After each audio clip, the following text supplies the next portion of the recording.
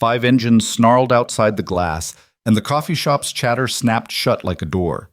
The leader's fist smashed the table, sloshing black coffee across an old man's book.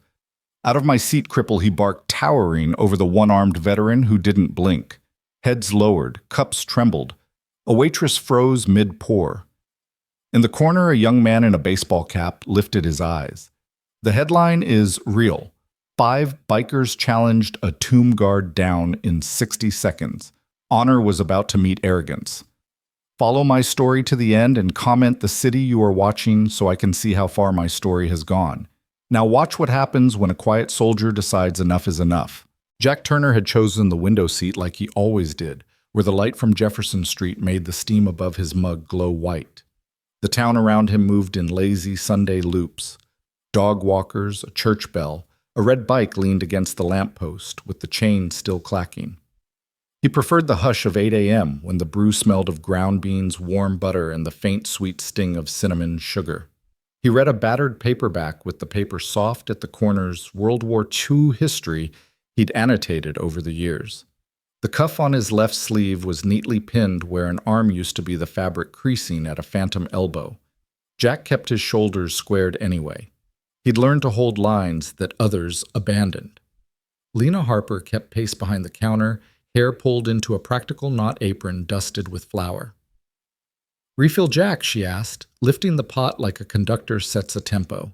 He nodded, eyes still dancing over the paragraph. She poured without a drip and glanced at the photo grid on the wall, black and white frames of the town's dead and living a high school team from 1955. A Navy seaman with a grin, Lena's father holding a trout he swore weighed 30 pounds. A faded shot of Jack from 30 years ago, back when he wore his marine greens, and that wry half-smile that said he already knew the punchline. 2 college kids hunched over laptops near the door. An older couple shared a blueberry muffin, trading the half with the fattest berries, like they'd been doing it for 40 years. The espresso machine hissed, exhaled. The bell over the door twitched in a draft, and then went still. Ethan Cole occupied the corner table no one claimed because it sat beneath the antique ceiling fan that hummed in summer and clicked in winter. Baseball cap low, dark tee, jeans clean but not precious. His laptop screen glowed with unread emails he pretended to sort. Duty rosters, shift, change notes, a reminder about an upcoming wreath ceremony. He let them sit. He liked this corner because he could see everyone without being seen, a habit that had followed him from sentry walks and midnight inspections. His hands were still, but his eyes moved, registering the weight distribution in Jack's shoulders, the way Lena kept her body between the register and the room, the too eager smile on the college kid with the buzz cut who wanted the old man to tell a war story he would not understand. When the engines rolled up, the brew felt it before it heard it. Cups trembled, a high spoon chimed against porcelain, and the bell over the door shivered like a bird. The first boot landed heavy as a gavel, then 4 more. Leather chain denim, the smell of road and oil, and something sour like stale cigarettes. They filled the doorway as if they owned entrances. The leader moved in first. Tall, thick through the shoulders, shaved head, tattooed with barbed wire that crawled down his neck. Razor, though, no one in the room knew his name yet. His mouth shaped a smirk like he was tasting the place and found it soft. He saw the window seat. He saw the old man there. And behind the old man, a world Razor didn't bother to notice the morning the bell, the tiny acts of civility that keep towns from unraveling. He took 3 steps, brushing past Lena as if she were furniture.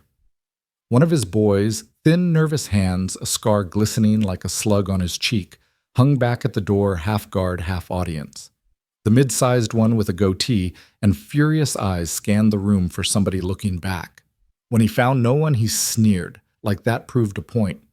Razor planted his knuckles on Jack's table so hard the coffee moaned in its cup. Up, he said, voice low enough to make everyone lean closer. "My seat."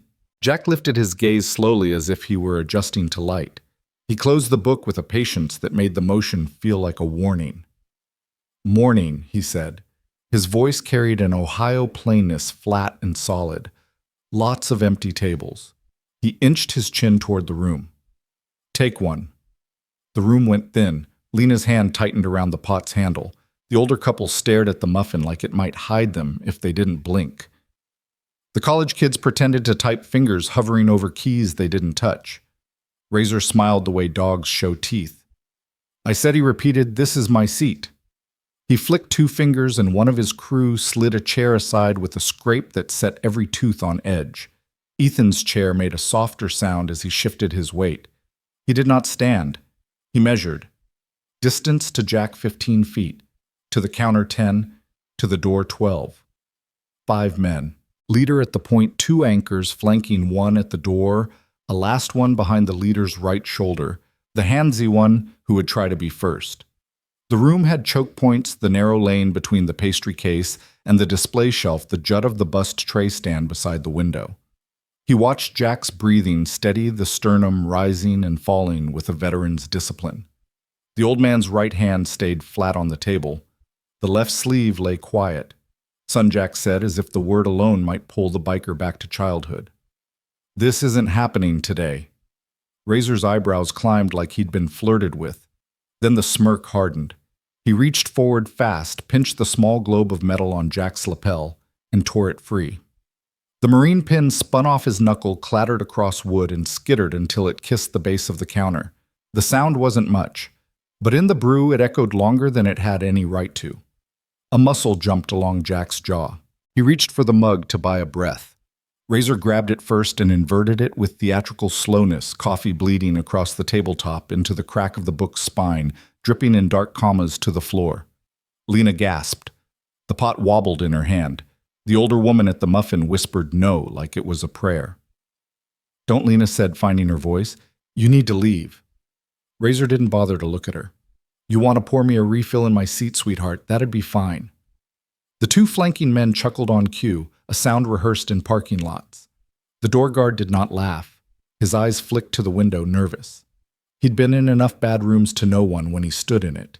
Jack looked down at the ruin of his book. The page was a chapter about a winter river crossing and the men who fell through the ice. He had underlined a sentence about the cold's indifference to courage.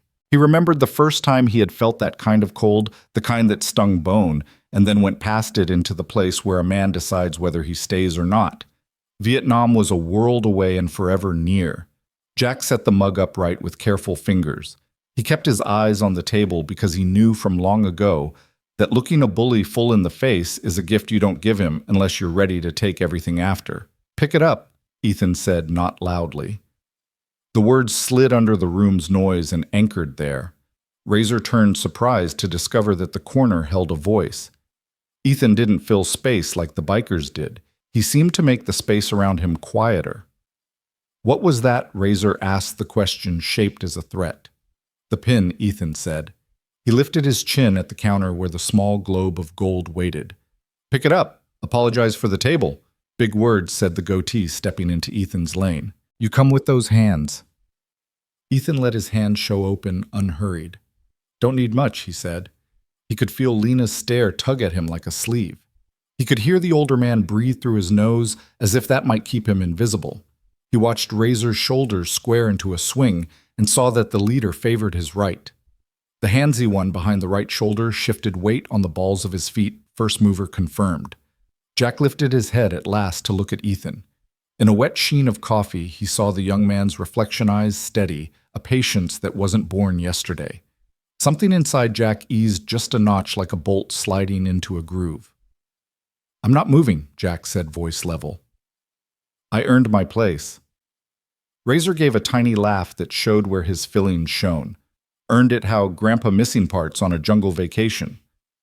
He leaned closer, his breath sour with cigarettes. "Hate to break it to you, but your museum's closed. The seat's mine." The college kid with the buzz cut swallowed and muttered, "Dude," in a hush as if he'd just watched someone kick a gravestone. Lena stepped between the tables enough that her apron brushed Razor's jacket. "You don't talk to him like that in my shop," she said, and discovered her voice had steel in it. Her hands were steady now. The pot didn't shake. Razor tilted his head finally, giving her a glance curated for maximum insult. "Then keep the coffee hot," he said, and the commentary cold. His eyes slid back to Jack as if drawn by gravity. He reached for the paperback again, slow, playful, daring the room to stop him. He never touched it. Ethan was already on his feet. He didn't raise his voice. He didn't puff his chest. He put one step into the space where a decision changes a room, and he said, "Last chance." It didn't sound like a threat. It sounded like a courtesy, a professional one. The door guard swallowed again. Goatee grinned wider. The handsy one behind Razor's right shoulder flexed his fingers and then spread them like a pianist about to play. Razor pivoted. His right shoulder rolled. The punch came in with the lazy arrogance of men who have never met consequence. Ethan slid half an inch left and let his hips turn. His left hand pressed Razor's wrist, and his right forearm sealed over the elbow. Leverage did the rest. Joints tell you the truth. The big man's momentum carried him forward into the table edge with a sound that was half crash, half bark. Cups toppled and exploded into small suns of white ceramic glare. A chair scraped backwards under the sudden weight of the world changing. The silence after the crash wasn't clean. It was jagged, pierced by the tinkle of ceramic hitting the floor in slow succession shards settling like snow, a spoon ringing against tile as if refusing to stop. The big biker groaned where Ethan had shoved him, sprawled across the table like a felled oak. His leather jacket creaked under the strain of his own weight tattoos twitching with every labored breath. The room didn't know how to breathe with him. Lena's hand froze in the air, the coffee pot still tilted forward as if mid-pour. The older couple leaned so close together their shoulders fused muffin, forgotten. The college kid's eyes shone wide, one whispering, "Holy!" before his friend jabbed an elbow to shut him up. Jack sat straighter, his lined face calm, though his blue eyes locked on the younger man who had just shifted the whole balance of the morning. Ethan Cole eased back one step, his hands open, palms loose. His movements carried no triumph, only the precision of a man who had done this before, not in coffee shops, but in alleys on guard shifts in the kind of training yards where failure meant dishonor. His cap shadowed his eyes, but the tension along his jaw made Razor's crew hesitate. Razor, one of them barked, the wiry one, with the scar, his tone half command, half disbelief. "You all right?" Razor pushed himself up on an elbow, its glowing in his face hotter than the scrape of wood across his cheek. His pride screamed louder than his pain. He swung his glare toward Ethan, words heavy and wet with fury. "You're dead, kid." Scarface took the cue. He lunged at Ethan. Knuckles' cracked teeth bared. Ethan moved with clean geometry, a sidestep, a twist of his hips, and his elbow drove sharp into the biker's ribs. The air rushed from Scarface's lungs in a broken wheeze, his knees buckling. Before he could collapse, Ethan's forearm nudged him sideways into the pastry shelf, sending muffins tumbling like sandbags. The goateed one roared, charging low with a fist meant to tear a head from shoulders. Ethan pivoted his boot, snapping a chair into the man's shin. The biker stumbled forward into empty space, chest exposed where Ethan's palm pressed once, just enough to send him sprawling across the floor, his breath lost in the fall. It happened too fast for the room to track. To them, it was a blur, a dance choreographed by instinct. Only Jack saw the clarity of it, the economy of motion, the trained restraint. Ethan wasn't fighting with anger. He was administering order the way Marines once swept jungle paths with calm efficiency. Jack knew. He had walked beside men who moved like that. The remaining two bikers froze in the middle of the floor. Razor was climbing to his feet again, his face red with both humiliation and fury. His eyes darted to his men. They were supposed to overwhelm, to swarm, to dominate by sheer presence. But now they looked hesitant, their swagger leaking out onto the coffee-stained wood. "Get him!" Razor spat, voice cracking like a whip. The one by the door obeyed, shoulders lowering like a bull fist tight. Ethan inhaled once calmly. His left hand caught the biker's wrist mid-swing. His right gripped the elbow, and the body's own momentum betrayed him. A twist, a pivot, and the man's arm bent backward, forcing him to his knees with a yelp that echoed sharp against glass. Ethan released him with a shove, letting him sprawl beside the pastry case.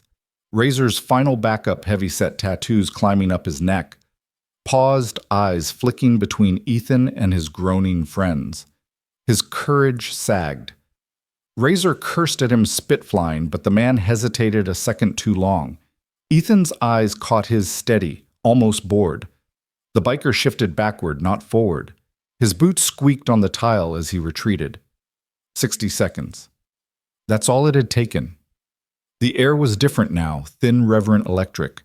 The smell of coffee and pastries hung heavy, mixed with sweat and the metallic tang of adrenaline. Lena set the pot down on the counter with trembling fingers. The old couple exhaled together like they'd been holding their breath for years. The college kids whispered furiously, their eyes darting from Ethan to Jack and back again. Ethan stood tall now, shoulders loose, his voice calm when he finally spoke.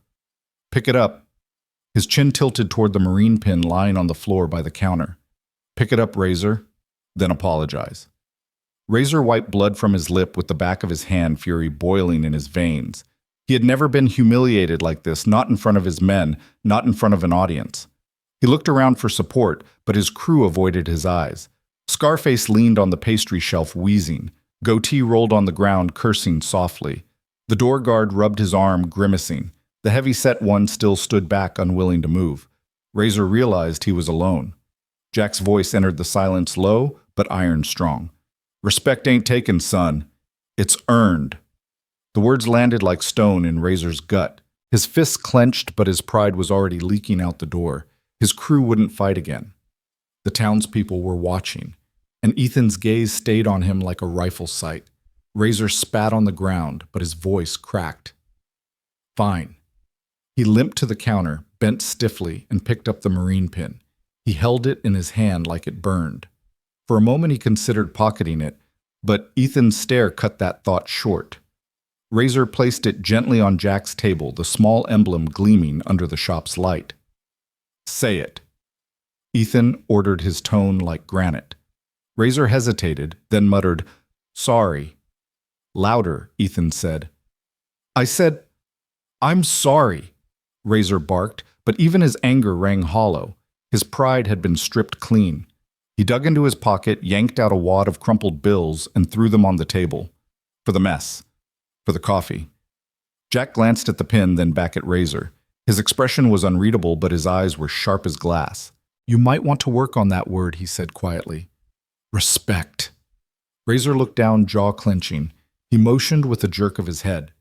His men stumbled to gather themselves, boots scuffing as they headed for the door. None of them looked back. The motorcycles outside roared to life, their thunder filling the morning air. A moment later they were gone, leaving only silence in their wake. For a heartbeat, no one in the brew moved. Then it started, a slow clap from the older man at the muffin table. "Semper Fi Marine," he said, his voice thick. His wife joined her hands, trembling but steady. The college kids followed their claps, awkward but loud. Soon the entire shop was applauding, the sound rising like a wave of relief. Lena wiped at her eyes with the back of her hand, her voice breaking. "Jack, Ethan, you okay?" She rushed over her apron, swaying. Jack reached for the pin, steady fingers polishing it with his napkin before fastening it back to his jacket.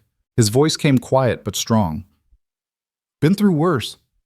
He glanced at Ethan, but I'll admit, that was something. Ethan gave the smallest grin, rare but real. "Guess I've had practice." The applause didn't fade so much as soften, like a hymn closing on its final note. The brew seemed to exhale together, the tension loosening from shoulders, the sound of clapping blending with the hum of the espresso machine.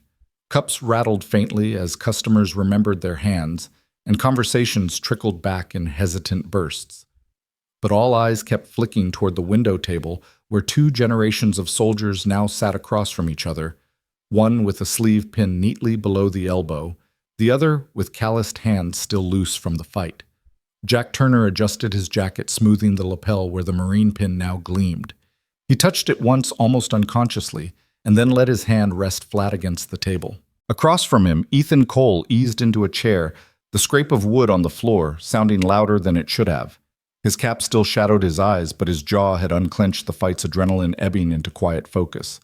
Lena placed a fresh pot on the table, her voice steadier than her hands.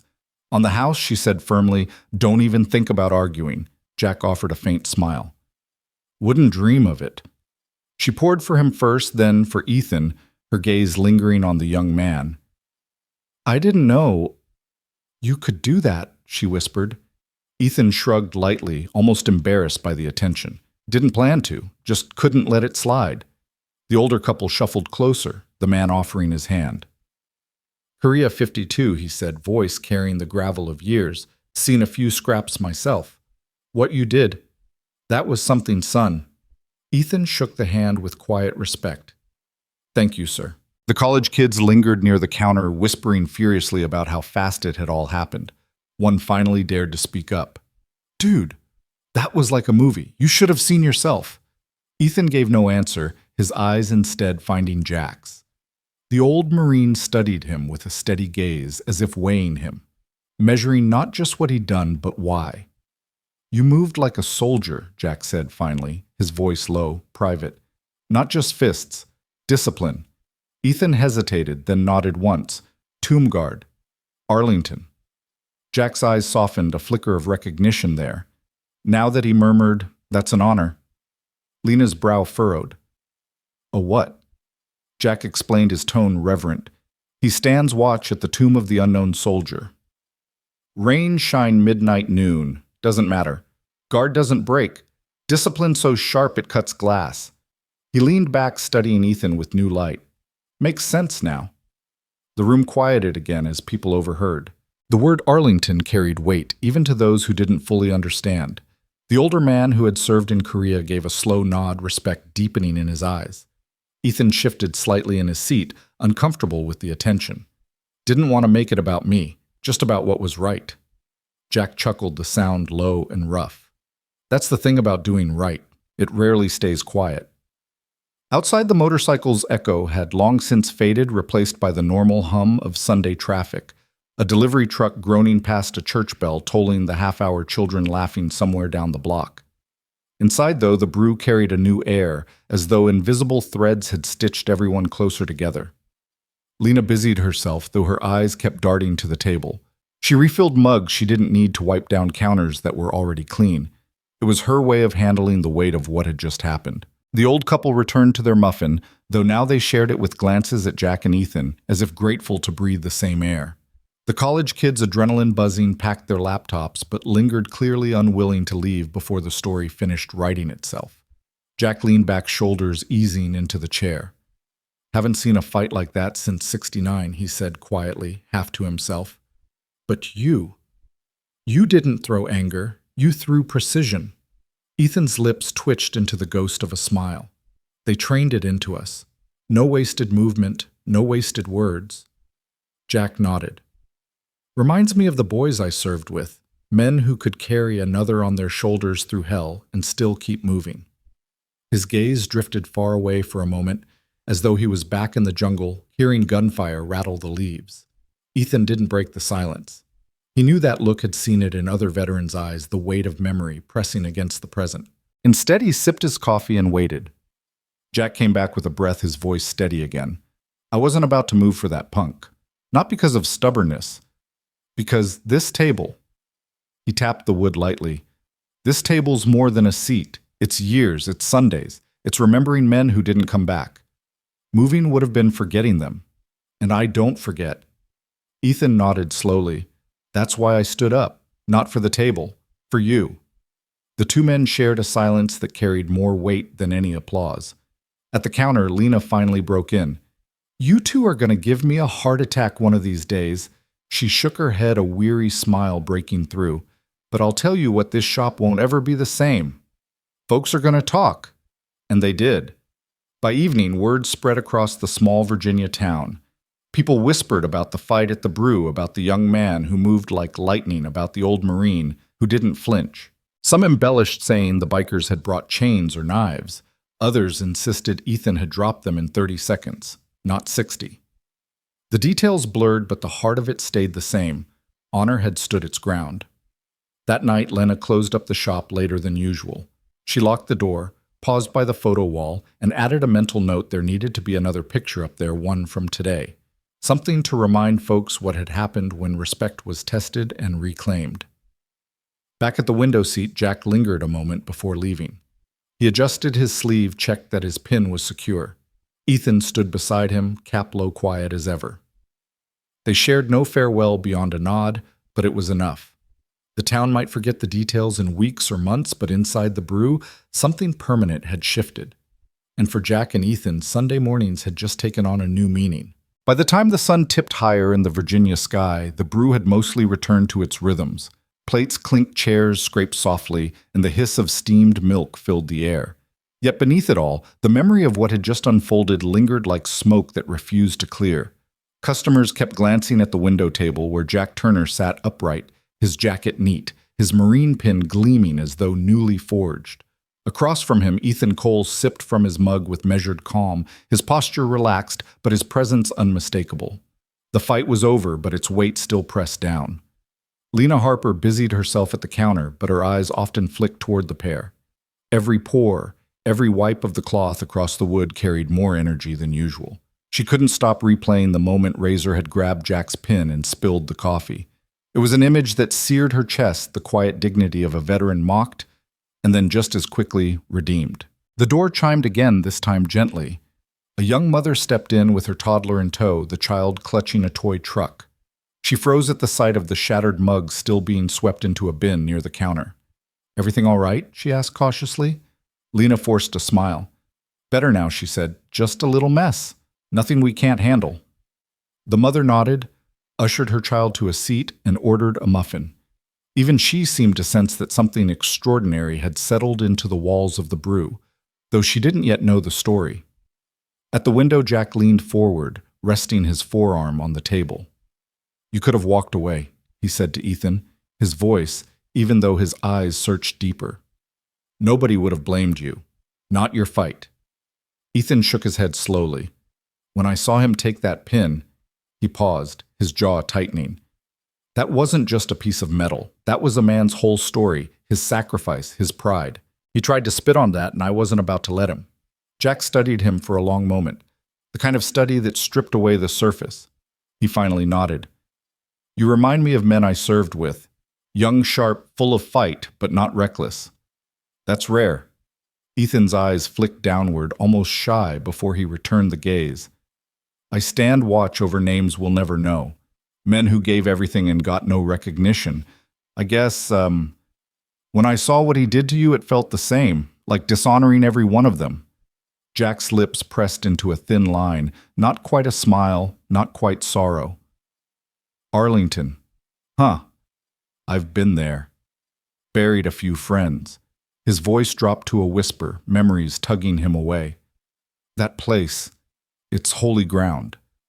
The two men fell into a silence that didn't feel empty. It was heavy, reverent. Around them the shop buzzed with life, but their table carried its own gravity. The college kids finally gathered the courage to approach. One pushed his glasses up nervously. "Sir, a Mr. Turner." "And you, sir?" He glanced at Ethan. "We just wanted to say, that was incredible. I mean, you didn't even flinch." The way you moved, Ethan raised a hand, gently cutting him off. "It wasn't about showing off. It was about stopping something wrong, that's all." The kid swallowed, cheeks reddening. "Yes, sir." "Of course." They retreated quickly, but their awe remained, their whispers carrying back to their table. Lena came over again, setting a plate down in front of Jack, fresh toast and eggs. "Eat something," she insisted. "You've lost enough blood in your life. You don't need low sugar, too." Jack chuckled softly. "You fuss too much." "And you scare me too much," Lena shot back, though her voice trembled with affection. "Don't think I won't tell half the town about what happened today." Ethan smirked faintly. "Something tells me you won't have to. Word's already out." He was right. Already the older man from the muffin table had pulled out his flip phone, no doubt calling his son or grandson to recount the tale. The young mother leaned over to another customer, whispering questions about the broken mugs. The brew had become more than a coffee shop that morning. It had become a stage, a place where courage had been witnessed, where stories were already being born. Jack cut into the toast carefully, his hand steady despite the missing arm. "They'll talk about you," he said to Ethan, not unkindly. "But don't let it get to your head. You did right. That's all that matters." Ethan nodded, accepting the wisdom. "I didn't do it for applause." "I know," Jack replied. "That's why it mattered." Outside, the motorcycle's distant growl returned briefly, fading down another street. A few customers stiffened, but the sound moved away. Razor and his crew wouldn't be back soon, not with their pride so shredded. Yet the threat of them lingered like thunder after lightning. Lena placed a hand on Jack's shoulder before returning to her counter. He covered it briefly with his own gratitude, unspoken, but understood. Ethan leaned back, eyes on the window. The sun had risen higher now, casting a sharper glow across the street. He thought of Arlington, of the endless rows of headstones, of the silence he kept there hour after hour. This morning had reminded him that duty didn't stop at the gates of the cemetery. It lived in places like this, in defending a veteran's dignity, in a coffee shop, and reminding a town that respect was not negotiable. Jack followed his gaze, and for a moment the two men sat together in the golden light, bonded not by blood, but by service, sacrifice, and the simple decision to stand when others sat still. By afternoon, the brew had become more crowded than Lena expected for a Sunday. Word traveled faster in a small Virginia town than the motorcycles had roared away that morning. A few new faces walked in, neighbors from down the street, veterans who hadn't stepped foot in the shop for months, curious townsfolk wanting to confirm the story. Every seat filled quickly, but no one dared to disturb the two men at the window. That table had become untouchable, almost sacred. Jack Turner sat with his posture still straight, his marine pin polished to a shine as if even a smudge would dishonor it. The sunlight painted silver streaks in his hair while the outline of his missing arm remained stark against the neat pin of his sleeve. He turned a page in his book, though his eyes weren't really reading. Across from him, Ethan Cole leaned back slightly, cap low, his latte untouched now cooling beside him. His body language was calm, but a quiet electricity still coiled within his frame, the afterglow of controlled violence. Lena, moving quickly between tables, stopped by them again. "You know, this story's already halfway around town," she said, her smile wry. "Mrs. Abbott called me just now to ask if the crippled Marine and the quiet stranger really ran off 5 bikers in under a minute." Jack chuckled deep and dry. "That's small towns for you. By sundown, it'll be a dozen bikers. By next week, it'll be 50. Ethan smirked faintly. Stories grow. But the truth sticks with the people who are here. He glanced around at the customers' faces, eager eyes shining. They'll remember. At a nearby table, the older couple finally worked up the courage to approach again. The husband's hand trembled slightly as he extended it toward Jack. "We never said thank you. For your service. And for today." Jack clasped the hand firmly. "Lived long enough to know respect when I see it." "Thank you." The wife turned her grateful gaze to Ethan. "And you, young man, wherever they trained you well. My husband was in Korea. He said you moved like a soldier." Ethan lowered his eyes modestly. "Just tried to do what was right, ma'am." The older couple returned to their table, whispering quietly. Clearly touched. Jack leaned closer to Ethan, his voice dropping. "You know I've seen men break in war. Some from fear, some from arrogance. But I can tell you what you did wasn't anger, it was discipline." Ethan's jaw tightened slightly. "Discipline's drilled in until it's bone. At the tomb, there's no room for mistakes. Not in the rain, not at 3 a.m., not when the tourists are laughing. Every step, every click of the rifle, it has to be exact. Failure isn't just failure, it's dishonor." Jack listened with the intensity of a man who understood. "And when you walked across this room, you brought that discipline with you." Ethan looked away, embarrassed by the weight of the words. "Maybe. But it didn't feel ceremonial. It felt necessary." Jack's lips curled into the ghost of a smile. "That's the difference between show and service." At the counter, Lena caught their exchange and felt a swell of pride she hadn't expected. She pulled a college kid aside, the one with the buzz cut, and whispered, "Take a picture. Not a showy one. Just capture them as they are." The kid lifted his phone discreetly, snapping a shot of Jack and Ethan sitting across from each other, light slanting over their shoulders. Lena later printed it and framed it, planning to hang it near the register with the caption, "Honor Corner." She knew the brew would never be just another coffee shop again. Outside, the sound of a motorcycle engine rumbled faintly in the distance. Several customers stiffened, but the noise faded quickly, just someone else riding through town. Still, the echo left the room taut, reminding everyone that Razor's crew still lived out there licking their wounds. Jack's hand moved absently to the marine pin again. "They might come back," he said quietly. Ethan nodded, voice calm but sure. "If they do, we'll be ready." Jack studied him, saw not bravado but certainty. It stirred something deep in him, something that had been dormant for years, a sense of brotherhood. He had thought that feeling ended in 1970 when shrapnel tore through his arm and his squad scattered across jungle mud. Yet here in a small-town coffee shop with a man decades younger, he felt it again. "Tell me something," Jack said suddenly. "Why the tomb? Why guard what can't answer you back?" Ethan's eyes lifted sharper now, because those men gave everything and got nothing in return. No names, no graves for their families to visit. I walk for them so they're not forgotten. He paused, his throat tightening. And maybe because when I'm there, it feels like I'm standing for every man who ever carried more than his share, who never got thanked. Like you. Jack's eyes glistened faintly, though he covered it with a sip of coffee. He didn't answer immediately. Instead, he let the weight of Ethan's words settle between them. Finally, he said, "Then you're doing God's work." The air shifted again, but softer this time. Not with tension, but with reverence. The brew buzzed on around them, but the corner table had become its own quiet sanctuary. As the afternoon light slanted longer across the windows, Lena placed a small sign on the counter, "Honor lives here." She didn't ask permission. She didn't need to. Everyone in the room understood. Jack turned a page in his book, though his eyes stayed on Ethan. The veteran and the guard, old and young, past and present, sat side by side, not just drinking coffee, but holding a line together. And the town, knowingly or not, leaned a little straighter because of it. By Monday morning, the town was buzzing. Stories of the brawl at the brew spread like wildfire, each telling a little taller than the last. Some said Ethan Cole had dropped all 5 bikers without breaking a sweat. Others swore he'd caught a chair mid-swing and shattered it with his bare hands. The truth was enough without embellishment, but small towns seldom let facts limit legend. At the grocery store, a cashier whispered the tale to a line of customers. At the barber's, old men nodded knowingly, as if they'd been there. By noon, even the high schoolers were swapping versions, impressed that something so cinematic had happened in their quiet Virginia streets. The brew, once just a cozy coffee shop, had become the epicenter of honor and defiance. Lena Harper hadn't slept much. She had replayed the moment Razor snatched Jack's marine pin 100 times.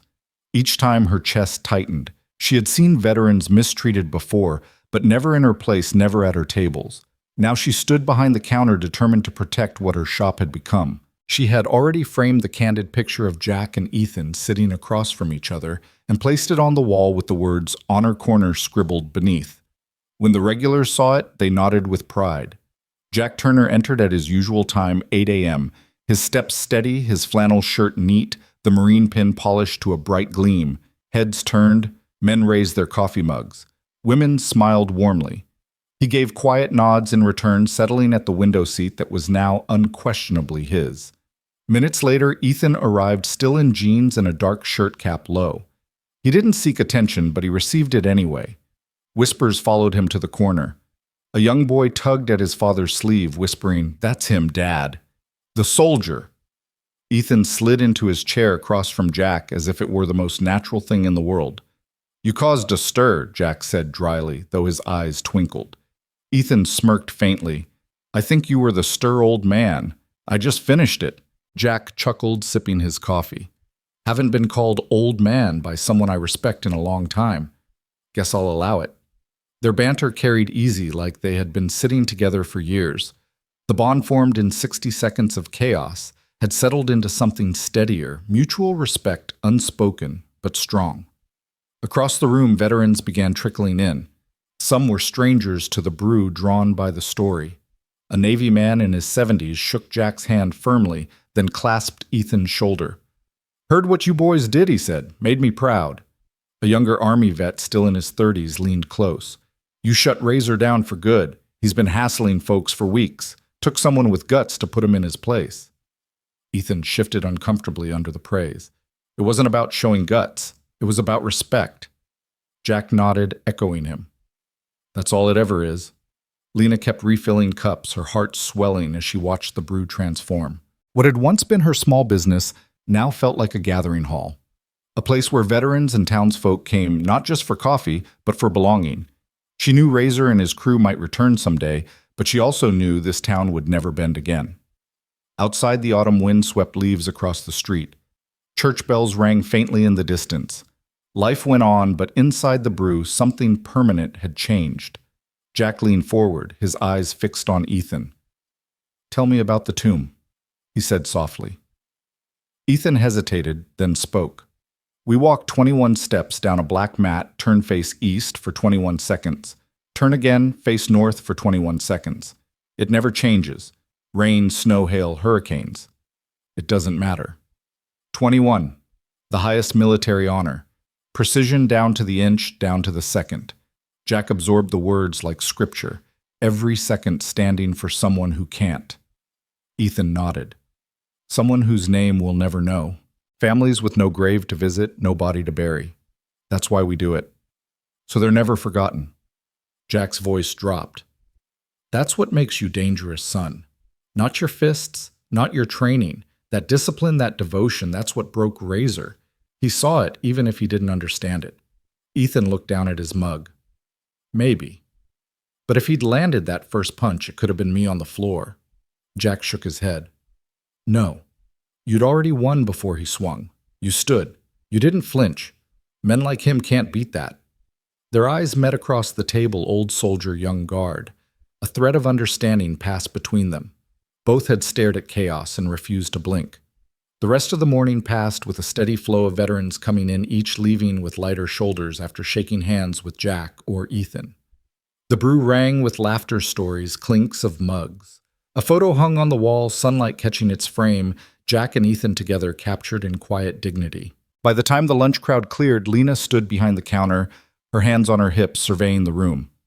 I don't know what this place is becoming, she said aloud, but I know one thing, it's better than it was yesterday.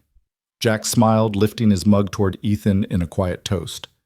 Ethan returned the gesture, and for the first time in years, Jack felt that a Sunday morning meant more than routine. It meant legacy. The following Sunday dawned crisp, the kind of Virginia morning that carried the bite of autumn, but softened it with golden light. Church bells echoed faintly down Jefferson Street, and the brew's wide windows glowed as the sun climbed higher. Inside, Lena Harper had risen early, polished every table until they gleamed and straightened the black and white photos on the wall.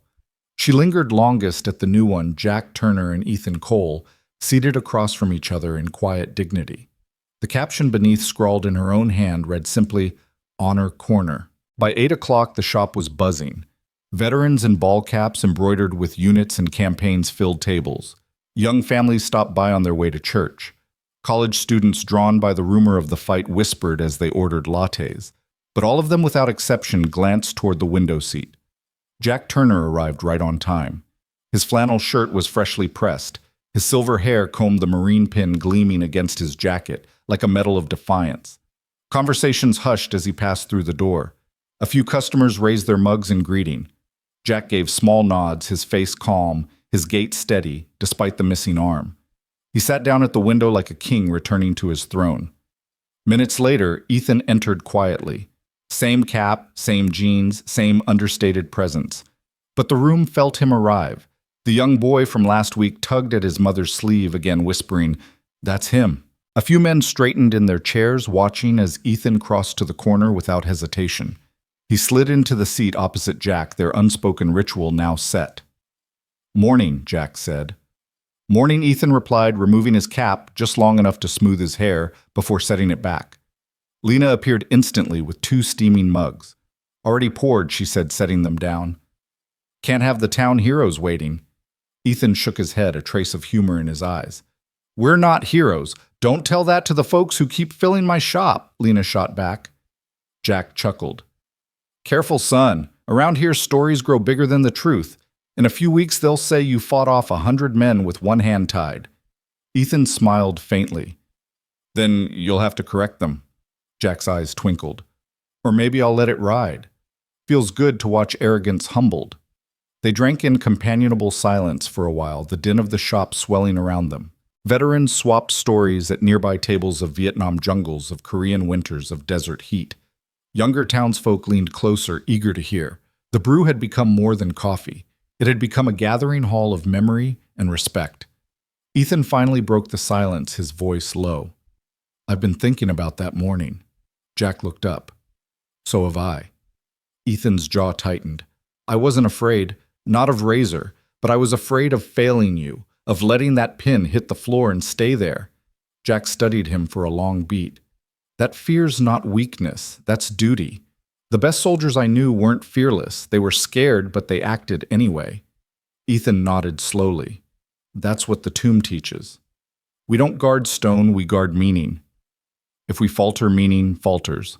Jack's voice grew softer. That's why you won before you even moved. Men like Razor don't understand meaning. They only understand fear.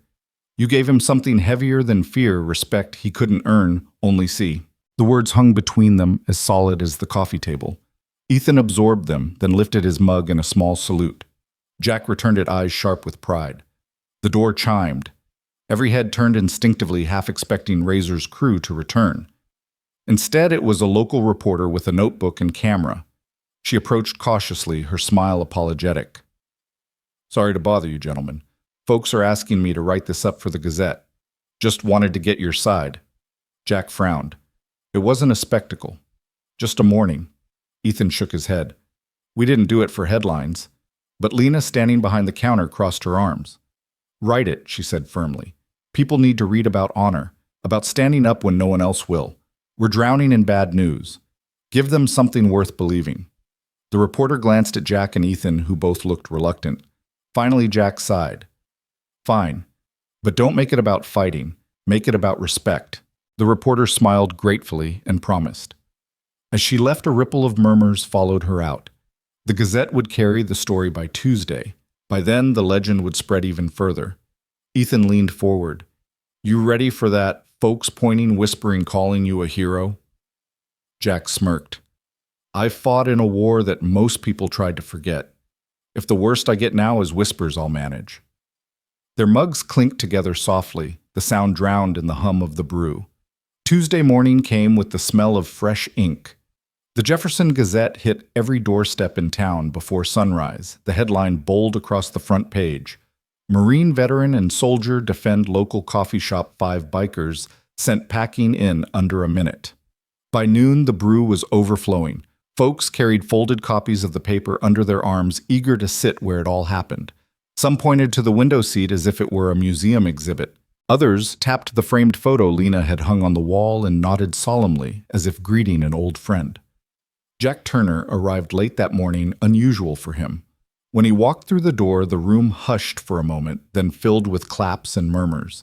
He waved a hand dismissively, his face composed, but his cheeks a shade redder than usual. He hated attention, but today he wore it like a uniform he couldn't remove. Ethan Cole was already there, his cap pulled low, nursing a black coffee. When Jack slid into the chair across from him, Ethan raised an eyebrow. Late, old man. You lose your clock. Jack smirked. Paperboy stopped me outside. Wanted me to sign his Gazette, said his dad was a Marine. Guess I'm famous now. Ethan chuckled, shaking his head. That's what happens when you let journalists write legends. Lena appeared, her apron flour-stained, her eyes alive. She slapped a Gazette down on the table between them. Front page. And don't you tell me you don't deserve it. This place has never been busier. Jack glanced at the photo in the article, a candid shot of Ethan standing tall in the shop, Razor sprawled at his feet. He grimaced. Doesn't look like me. Ethan tilted the paper. Looks exactly like you, calm in chaos. Jack didn't reply, though his fingers traced the edge of the page as though it carried a memory heavier than newsprint. A group of high school boys entered, laughing nervously, their sneakers squeaking against the floor. One held up his copy of the Gazette. Mr. Turner, sir, could we get a picture with you and... He glanced at Ethan, unsure of the title. And the soldier, Jack, sighed. Ethan shook his head, almost amused. But the boys stood there, eager, their eyes wide with respect. Finally, Jack relented. One picture, no more.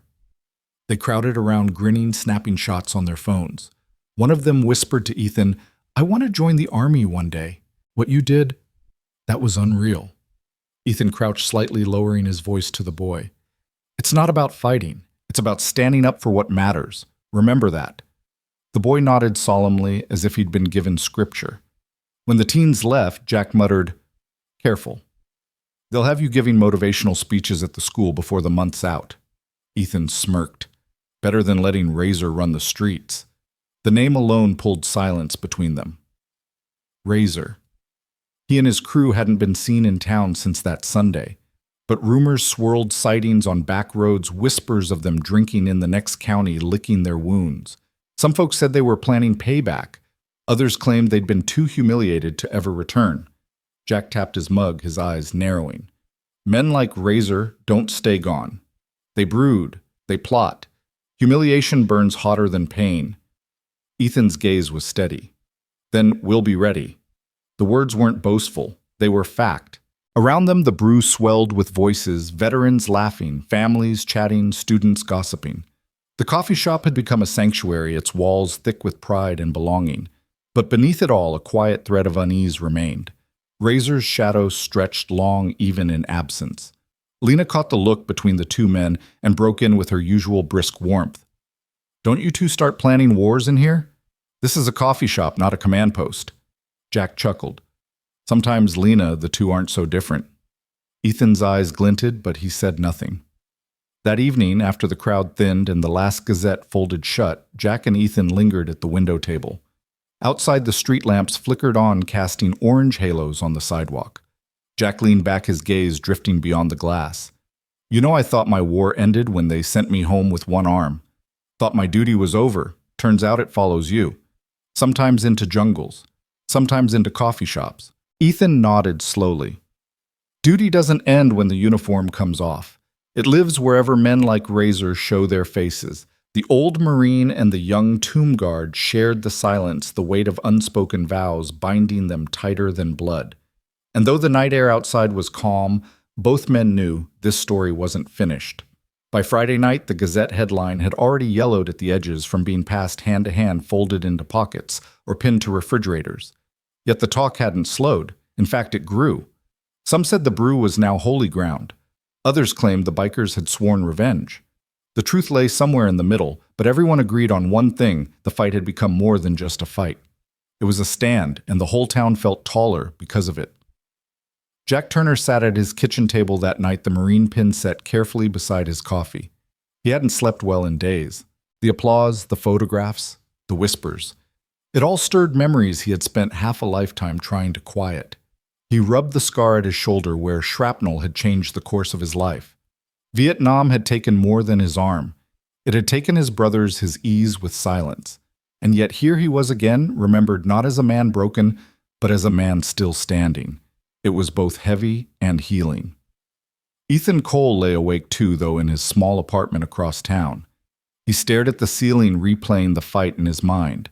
Not the punches, not the dodges, but the moment Razor's hand ripped that Marine pin loose. That flash of disrespect haunted him more than the fight itself. At Arlington, he walked 21 steps for soldiers who no longer had names.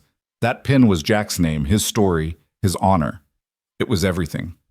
The thought of it clattering across the hardwood still knotted Ethan's stomach. Saturday morning returned them both to the brew. The shop was overflowing again, every chair filled, veterans swapping stories over steaming mugs. Lena barely had time to breathe between refills. The framed photo of Jack and Ethan now drew people like a magnet. Visitors pointed to it, whispering reverently. Some touched the glass lightly, as though it carried power. Jack entered to a round of applause again, though he waved it off. He hated ceremony outside of graveside salutes. Still, he made his way to the window seat, the crowd partying like water. Minutes later, Ethan walked in. He didn't look like much, just a young man in jeans and a dark t-shirt, but eyes followed him as though he carried a rifle on his shoulder.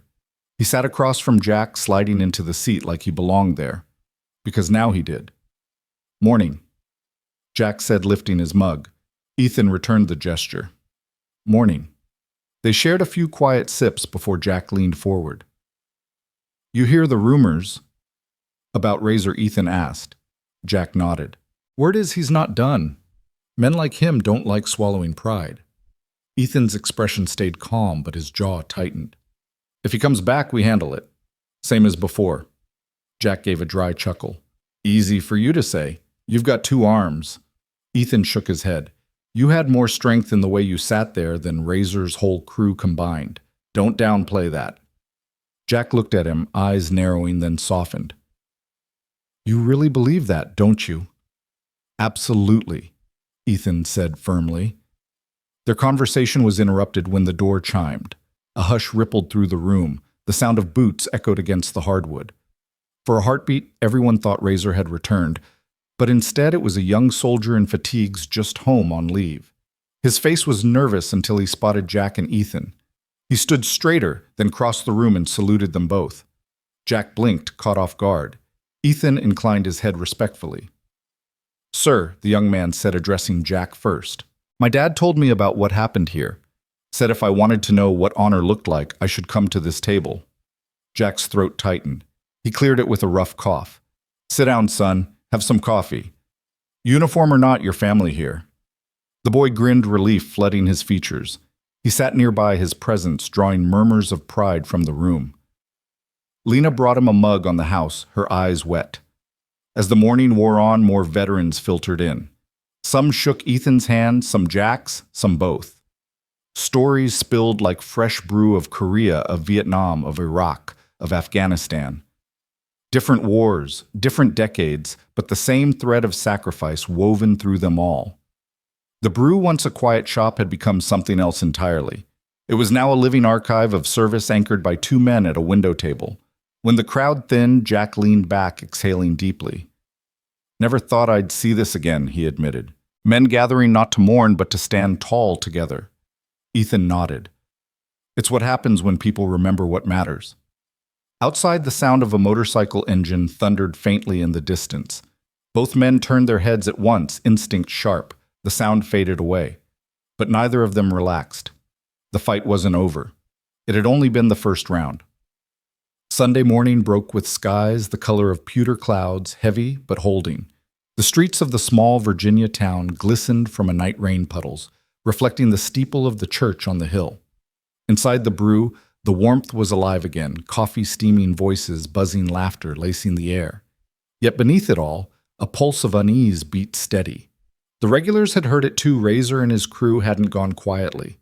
Rumors painted them drinking in a biker bar 2 counties over, vowing they'd reclaim their pride. Jack Turner took his usual seat by the window, the Marine pin on his jacket gleaming defiantly in the muted light. His paperback sat unopened today. He stared out the glass at Jefferson Street, watching the leaves whip in sudden gusts. The scar where his arm used to be itched faintly, a phantom reminder that storms never stayed distant.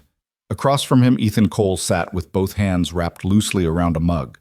His baseball cap shaded his eyes, but his mind was alert. He had scanned the street 3 times before stepping inside, checking alleys, parked cars, the quiet hum of the town. It was second nature. At Arlington, he had learned that vigilance wasn't something you turned on, it lived in you like breath. "You're jumpy," Jack said without looking away from the window. "Not jumpy," Ethan corrected softly. "Ready." Jack gave a low chuckle. "That's what I used to say before patrol. Jumpy is nerves. Ready is survival." Lena moved past, setting down 2 fresh plates, biscuits, steaming bacon crisp, eggs, sunny side bright. "Eat," she ordered, her Virginia drawl sharper than usual. "You'll need it." Ethan frowned faintly. "You expecting trouble, Lena?" She hesitated, her eyes flitting to the window. "Let's just say I hear things. Folks whisper Razor's pride got bruised deeper than his ribs. Men like him don't forget humiliation." Jack picked up his fork unhurried. "Let him come. Coffee's hot, books, good seats, mine. If he thinks he can take any of that, he's welcome to try again." The statement landed with quiet authority. Jack didn't raise his voice. He didn't puff his chest. He just said it like a man who had faced death before and lived to sip coffee afterward. Ethan studied him, then smiled faintly. "You've still got the fight in you." Jack's eyes glinted. "Son, I never lost it. I just prefer to keep it folded away until needed." The bell above the door chimed. The room tensed instantly. Conversations halted mid-word. Boots struck the hardwood in a rhythm everyone recognized, be loud, deliberate, meant to dominate. Razor stepped inside his leather jacket, zipped tight, his shaved head shining under the overhead lights. Behind him trailed 3 of his crew, bruises still faint on their faces from the last encounter. The 4th hung back, his scarred cheek twitching nervously. Gasps rippled through the shop. A fork clattered to the floor. The college kids near the counter shrank into their seats. Lena froze behind the register, her hand gripping the counter's edge. Razor's eyes locked straight onto the window seat. "You thought it was over?" His voice was gravel, louder than necessary, meant to reach every corner. You thought you humiliated me and walked away. Jack didn't flinch. He set his fork down neatly on the plate, dabbed at his lips with a napkin, and met Razor's stare. I didn't humiliate you. You did that yourself. The words struck harder than fists. Murmurs stirred across the room. Razor's face flushed red. He stepped closer, boots thudding. His men followed, circling like wolves. You're just an old cripple hiding behind a kid in a baseball cap. Ethan rose slowly. The scrape of his chair was soft, but it cut the silence clean. He stepped beside Jack, shoulders squared, his presence radiating calm steel.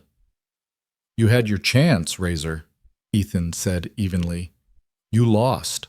Walk away before you lose worse. Razor sneered, eyes raking over Ethan. You again. What are you, army boy, karate kid? Ethan's tone was steady, almost quiet. Tomb guard. The words landed heavy. Razor didn't understand, but others in the room did. A veteran near the back whispered the explanation to his wife. His voice, Reverend Arlington. The tomb of the unknown soldier. Razor blinked, unsettled by the sudden shift in the room's energy, but pride clawed at him, dragging him forward. I don't care who you are. Today we finish it. Ethan's stance tightened. Jack's jaw set. The room collectively held its breath, and in that heartbeat of silence, the storm that had been building all week finally broke. The storm broke with a roar of motion. Razor lunged first, his meaty fist swinging wild across the narrow aisle between tables. Ethan Cole had been waiting. He pivoted smoothly, catching Razor's wrist midair, twisting it down and forward. The big man stumbled, smashing into a chair, his knuckles scraping across wood. The sound of splintering echoed sharp, and the shop erupted in screams. Stay back! Lena shouted, her voice shaking as she ducked behind the counter. Cups toppled, coffee spilled across polished wood. The college kids scrambled for the door but froze when Razor's crew spread wide, blocking the exit with snarling faces. Jack Turner didn't rise. He sat at the window, calm, his marine pin glinting defiantly. His blue eyes followed Ethan's every move, a silent commander watching a younger soldier fight in his stead. The wiry one with the scar darted in, neck swinging fast. Ethan stepped to the side, driving his knee into the biker's gut. Air whooshed out of the man in a desperate gasp. Ethan shoved him back into a table, sending dishes clattering, syrup dripping across the floor. Get him! Razor roared, staggering upright, fury twisting his face. Two bikers surged together. The heavy-set one grabbed a chair and swung it down. Ethan ducked low, the wood grazing inches above his head. He surged upward, his palm slamming into the man's chest, sending him crashing into the pastry case. Glass cracked with a thunderous pop. The last one scar, twitching eyes wide with adrenaline, hesitated only a second before charging. Ethan pivoted, catching his arm, twisting until the biker yelped and dropped to his knees. Ethan released him with controlled precision, sending him sprawling, humiliated, but unbroken. Razor bellowed, his voice drowning out the chaos. He charged again, a bull blinded by rage. Ethan braced his body loose but ready. Razor's punch came heavier this time, fueled by pride. Ethan slipped it, planted a sharp elbow into Razor's ribs, then spun him into the edge of a table. The impact rattled dishes, spilling coffee and eggs onto the floor. The whole thing lasted less than a minute, but felt eternal. Customers pressed against the walls, their breath-shallow hearts pounding in their chests. The older veterans clenched fists, but stayed back, knowing this wasn't their fight. This was Ethan's. Razor staggered to his knees, his chest heaving, sweat and rage dripping down his face. His crew was scattered around him, groaning, wheezing, clutching ribs and arms. Ethan stood tall, his chest rising steady, not triumphant, just composed. He looked down at Razor with eyes like steel. Pick up his pin again. Ethan ordered, his voice low but sharp. And this time mean it when you say sorry. Razor's teeth ground together. His pride screamed at him to resist. But the weight of the room, the watching veterans, the silent judgment, Ethan's unwavering stare pressed down like a boot on his chest. Slowly he bent, picked the marine pin up from where it had fallen once again in the scuffle, and set it carefully on Jack's table. I'm sorry, Razor muttered, barely audible. Louder, Ethan demanded. I said I'm sorry! Razor bellowed, his voice, raw pride ripped open for all to see. The room stayed silent for a beat, the echoes of his words bouncing off the walls. Then Jack leaned forward, his voice low but cutting. Respect, son. It's not begged, stolen, or screamed. It's earned. And you've got a long road before you understand that. Razor's face twisted, his pride bleeding out of him like air from a punctured tire. He looked to his crew, but their eyes dropped. None would back him now. Humiliation weighed heavier than bruises. Ethan stepped closer, lowering his voice so only Razor could hear. Leave this town alone. If I hear you come back, you won't just answer to me, you'll answer to every man in this room. Razor swallowed, his jaw twitching. He motioned to his men, and they staggered up, defeated boots scuffing as they shuffled to the door. The roar of motorcycles soon filled the street again, but this time it sounded less like thunder and more like retreat. The silence inside the brew stretched, then shattered with the sound of clapping. One pair of hands, then another. Soon the whole shop was on its feet, applause swelling like a wave. Some veterans shouted Semper Fi. Others raised their mugs high. Lena emerged from behind the counter, her eyes wet, her smile trembling. My God, you two, you turned this place into something bigger than I ever dreamed. Jack adjusted his jacket, his pin gleaming once more. He looked at Ethan, his expression unreadable, but his eyes shining. You fight like a soldier's son, but more than that, you stand like one. Ethan lowered his head, slightly humbled. I just did what needed to be done. Jack nodded slowly. That's what all of us ever did. The shop erupted again with applause, louder this time, filling the morning with the sound of gratitude, respect, and something rarer, unity. The applause ebbed slowly, like a tide drawing back into the sea, leaving the brew filled with an energy that was almost sacred. People lingered at their tables, reluctant to return to the ordinary after what they had witnessed. Steam still curled from forgotten cups, but no one cared. All eyes drifted toward the window seat where Jack Turner and Ethan Cole now sat together in the hush after the storm. Jack adjusted his sleeve with the calm of a man who had been tested before and found unshaken. His marine pin gleamed freshly in the slanting sunlight, a defiant jewel on worn fabric. Ethan stood beside him, still not basking in victory, but holding steady. His breathing controlled his posture, relaxed, yet commanding. He wasn't just a young man in jeans and a baseball cap anymore. He was something greater, proof that discipline and honor lived in flesh and blood. Lena Harper pressed her hands to her chest as she stepped forward from behind the counter. You boys? Her voice broke and she shook her head, tears brimming. You saved this place. You saved him. She gestured to Jack, her apron trembling with her hands. Jack offered her a small smile. Saved nothing, Lena. Just reminded a fool what he can't take from me. Ethan lowered himself back into his chair with quiet grace, as though the fight had been nothing more than a shift in the wind, and reminded him what respect looks like, he added softly. The older couple from the muffin table rose, their applause still echoing. The man, white-haired and stooped, crossed the room and grasped Jack's hand firmly. Semper Fi Marine, he said, his voice thick with emotion. He then turned to Ethan, shaking his hand with equal reverence. And thank you, soldier. This town needed to see this. Ethan nodded humbly. Just did what anyone should do. The old man chuckled, shaking his head. No, son. Most folks don't stand. You did. Nearby, the college kids whispered excitedly. One of them snapped another discreet photo capturing Jack and Ethan framed by the sunlight, both men etched in dignity. Later, that photo would make its way across social media, spreading the story beyond town lines. But for now, it lived only in the awed gazes of those present. Jack leaned back, his eyes finding Ethan's across the table. You know, he said slowly, when that punk grabbed my pin, I thought about all the boys who never came home. Felt like he was spitting on their graves. Ethan's gaze sharpened. That's why I stepped in. Not just for you, Jack. For them. For all of them. The room hushed again, as if the weight of his words carried beyond the table. Veterans bowed their heads. Families pressed their lips tight, and even the children seemed to quiet. Lena's voice, steadier now, broke the silence. From this day forward, this shop isn't just mine.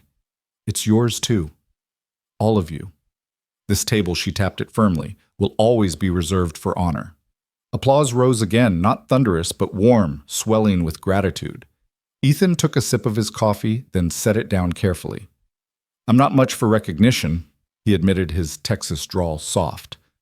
But if this place can stand as a reminder that respect is earned, then I'm glad. Jack smiled faintly, his eyes glistening, though he didn't let the tears fall. You've got old bones in a young body, son. That's rare. Don't ever lose it. The day stretched on, and though customers came and went, the table by the window never sat empty. Jack and Ethan remained talking quietly, listening more than speaking, anchoring the room with their presence. Veterans drifted by to shake their hands. Strangers offered to buy their coffee, and even the young mother with her toddler stopped to whisper thank you. By late afternoon, Lena hung a small handwritten sign near the register. Respect is earned here. Nobody questioned it. Nobody laughed. It felt like law. When the last customer left and the bell above the door chimed one final time, Jack and Ethan still sat in the fading light. The silence between them was no longer heavy. It was companionable, filled with understanding that didn't need words. Jack finally spoke, his voice low, gravelly, but sure. You didn't just stand for me today. You stood for every man who ever wore the uniform, for the ones still here, and for the ones who aren't. Ethan nodded, his eyes steady. And I'll keep standing. Outside, the sky turned crimson, and the bruised windows glowed like stained glass. Inside, two men, one from a war long past, one from a guard post, still held shared coffee silence and the unshakable truth that duty never dies. The next morning, the brew opened to a line that stretched out the door. Veterans in caps embroidered with faded unit patches, young soldiers home on leave, and townsfolk clutching folded copies of the Gazette, all waited patiently. Inside, Lana moved with the speed of a battlefield medic, refilling pots, sliding pastries onto plates, wiping counters before crumbs had the chance to settle. But her eyes never strayed too far from the window seat. Jack Turner was already there, sitting tall in his chair, as if it were a post he'd been ordered to guard. His marine pin caught the light each time he shifted, glimmering like a beacon. He read his paperback, but the pages hardly turned. The truth was, he was listening.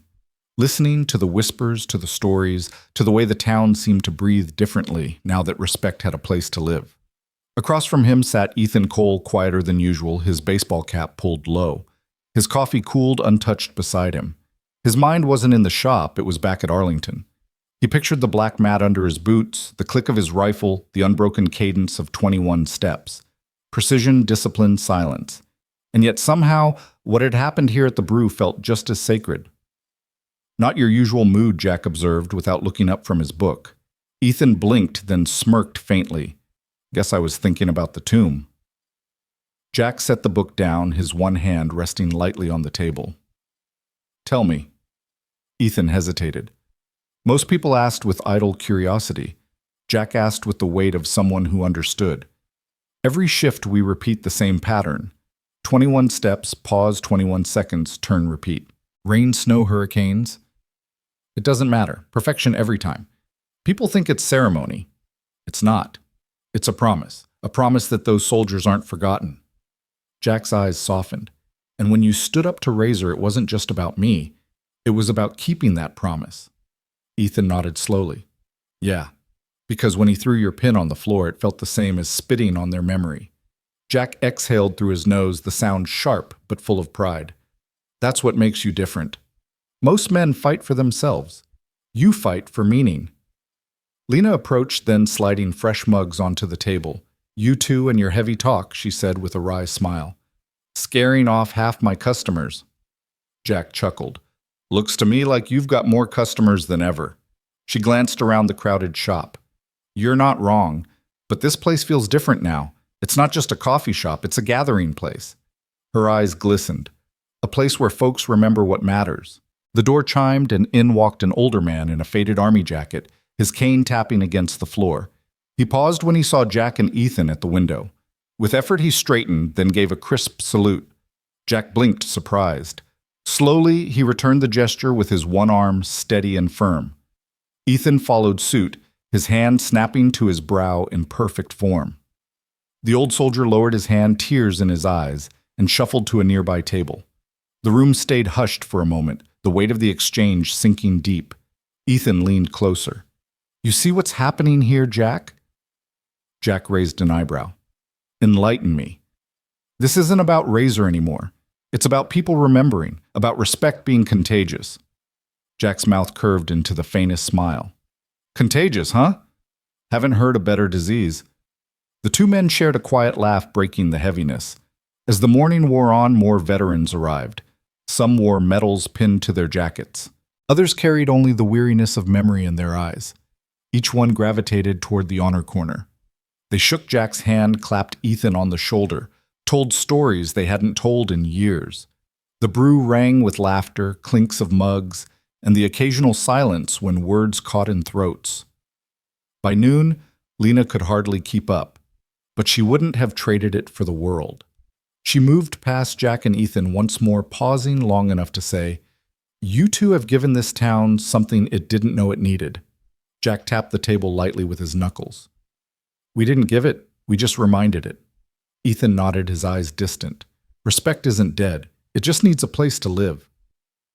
The sunlight slanted through the window, then catching the marine pin, the framed photo on the wall, and Ethan's steady gaze. The room seemed to glow with it, and for the first time in a long time, both men felt it not just survival, not just memory, but purpose. The weeks that followed turned the brew into something larger than any of them expected. Word spread beyond Jefferson Street, beyond the town itself. Veterans from neighboring counties began making the trip on Sundays, some in old uniforms that no longer fit others in civilian clothes, with only the set of their shoulders betraying their history. Each came for the same reason: to see the table by the window, to shake the hands of the Marine who refused to move and the tomb guard who stood beside him. Lena Harper could hardly believe it. Her little shop, once just a quiet corner of Virginia life, now felt like a chapel.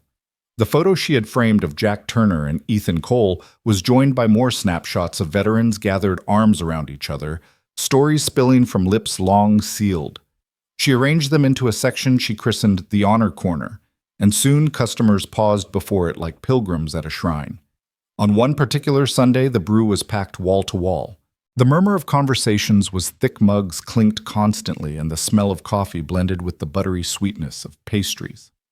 At the center of it all sat Jack and Ethan side by side at their window seat, speaking quietly while the storm of voices swirled around them.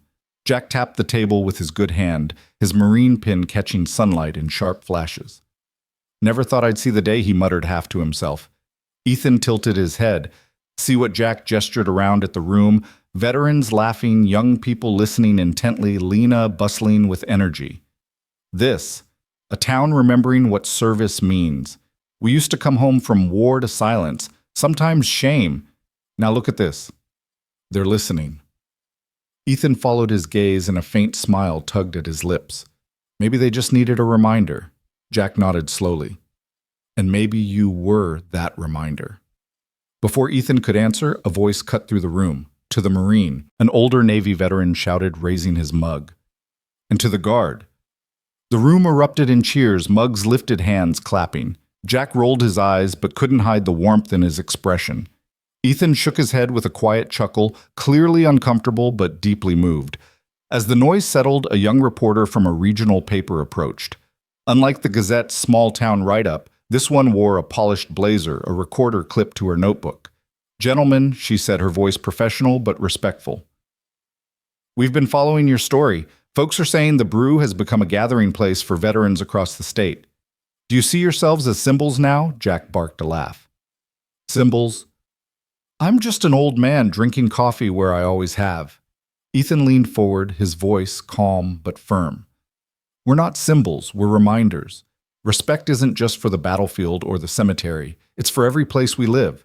This shop just happened to become one of those places."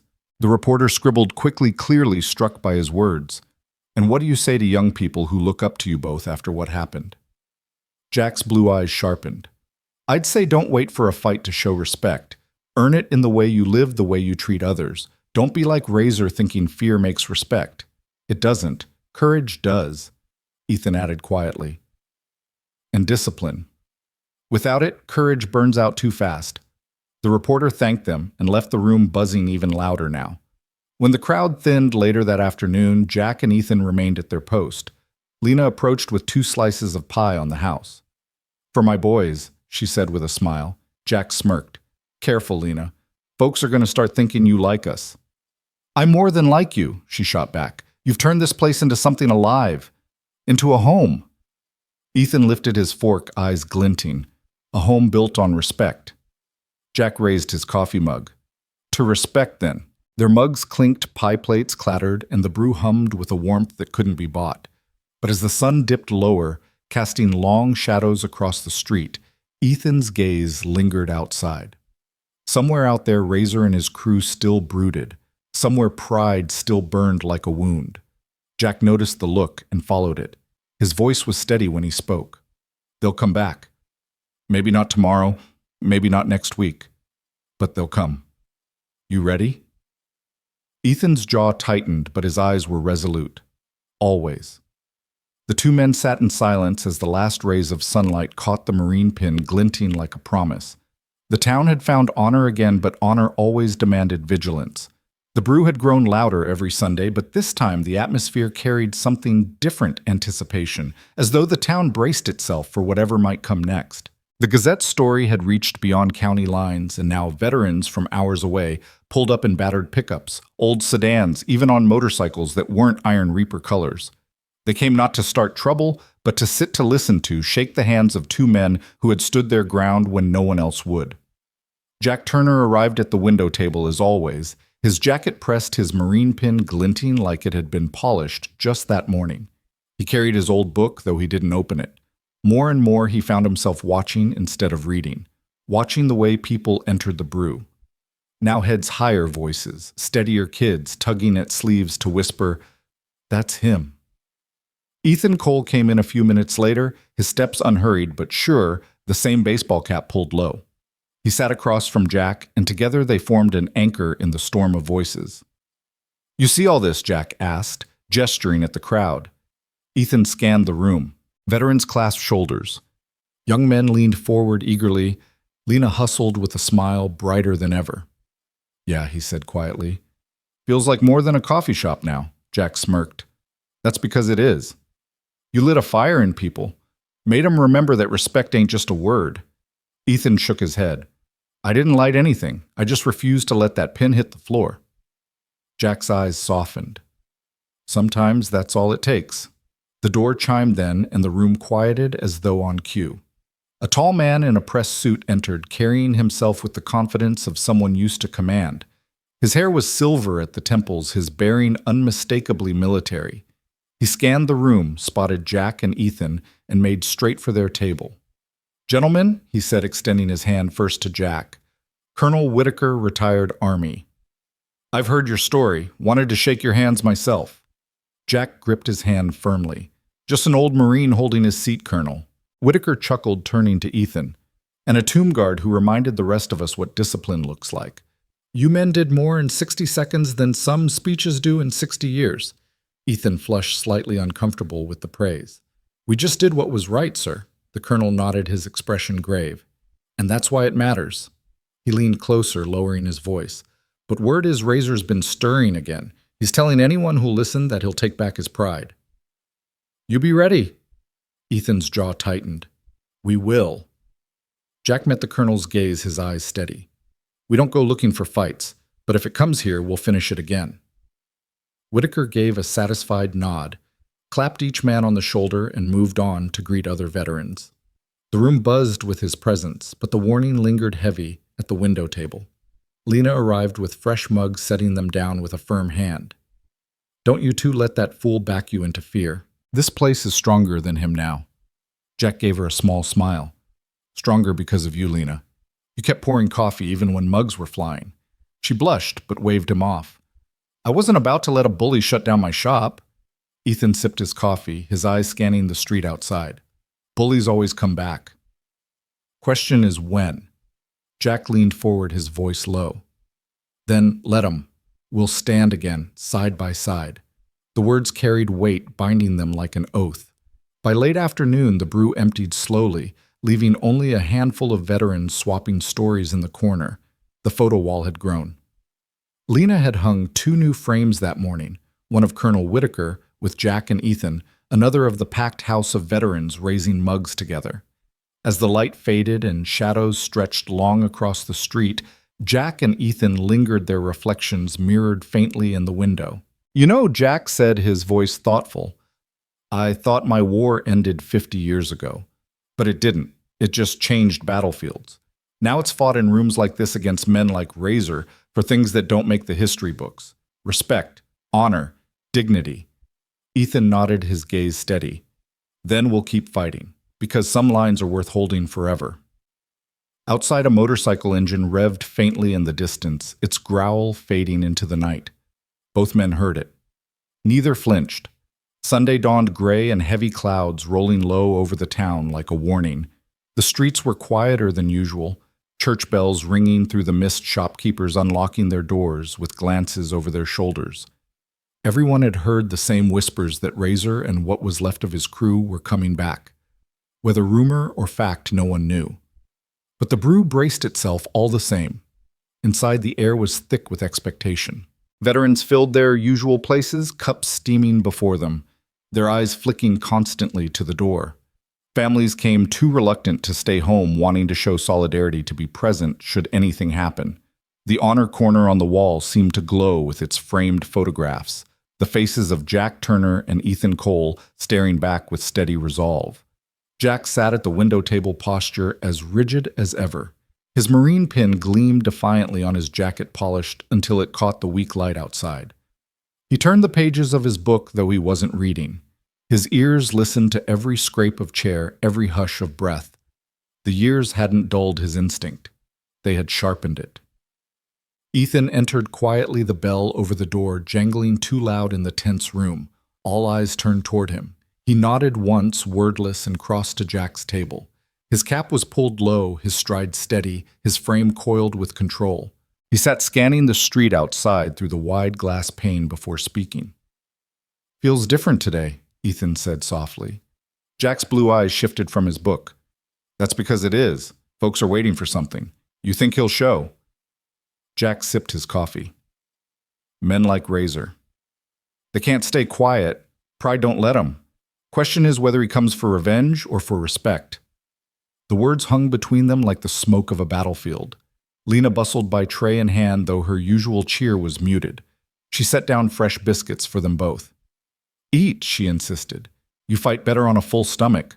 Her voice trembled, but she forced a smile. Ethan glanced up. We're not looking for a fight, Lena. Her eyes, tired but sharp, held his.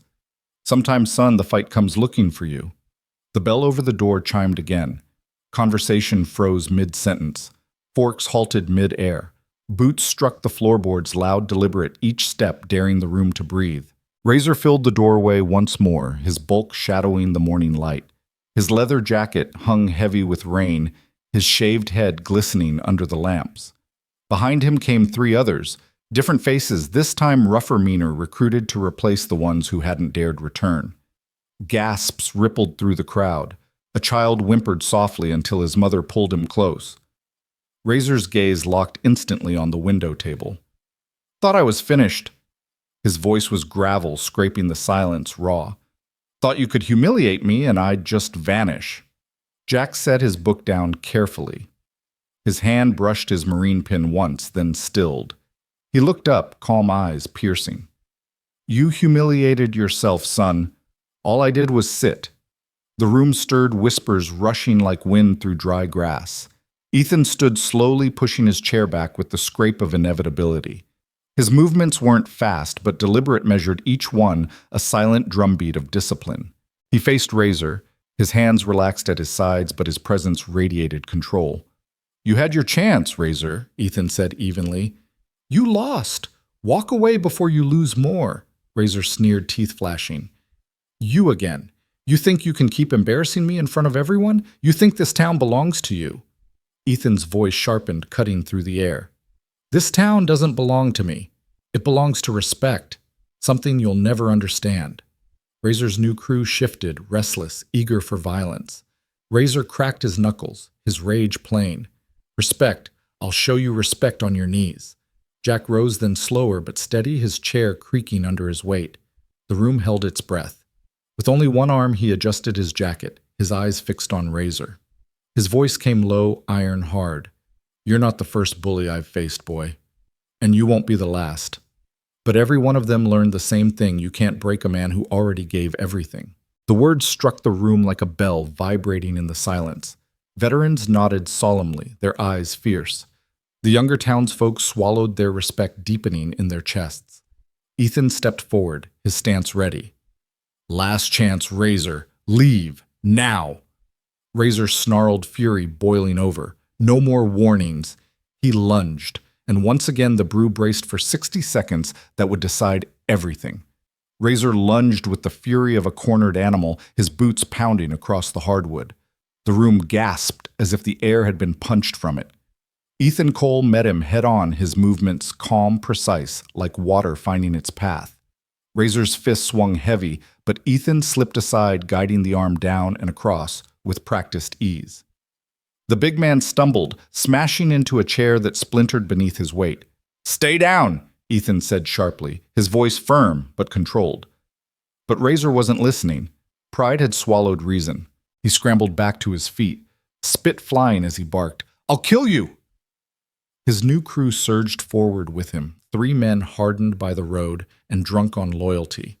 The first, a wiry man with greasy hair, came fast, with a bottle raised like a weapon.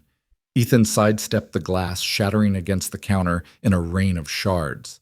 In the same motion, Ethan pivoted, driving his elbow into the man's chest. The biker collapsed, wheezing, clutching at his ribs. The second swung a chain he'd hidden under his jacket. The steel links whistled through the air. Gasps erupted as the chain missed Ethan by inches, cracking across a table and scattering mugs. Ethan seized the moment, gripping the biker's wrist, twisting until the chain clattered harmlessly to the floor. A sharp kick sent the man stumbling into the pastry case glass, rattling but holding. The third was slower but heavier, muscles bulging under tattoos. He roared and charged like a bull. Ethan lowered his center, let the biker's momentum carry him forward, and redirected the mass into the floor with a thud that rattled dishes on every table. Razor bellowed again, fury incarnate. He charged for the second time, fists flailing, eyes wild. Ethan met him with unshakable discipline. A sidestep, a twist, and Razor's arm was bent behind his back, his body slammed against the table he had once claimed. Plates shattered beneath him, coffee spilling over his jacket. The entire room froze. Veterans stood, some half rising, as though instinct urged them to join the fray. Families held their breath. The sound of Razor's ragged gasps filled the silence. Jack Turner remained standing at the window, his marine pin catching the morning light like a star. His voice cut through the room low, but carrying the voice of a man who had spoken over gunfire and made himself heard. "Enough!" Ethan didn't release Razor immediately. His grip stayed tight, his eyes locked on the man pinned beneath his weight. Only when Razor stilled his strength sagging into defeat did Ethan ease off. Razor slumped into a chair, sweat dripping from his brow, his chest heaving. Jack stepped closer, his gaze sharp, his one arm steady at his side. "You came here thinking respect was fear, that you could take it with fists and noise. But look at you." His eyes flicked to the scattered crew groaning on the floor. "You've got nothing left." Razor looked up, humiliated. His lips split, his pride shattered. For a moment he seemed ready to spit another insult, but Jack's stare held him in place. "Pick up the pin," Ethan said quietly, nodding to the floor where the Marine emblem had fallen once more in the scuffle. His voice was calm but edged with steel.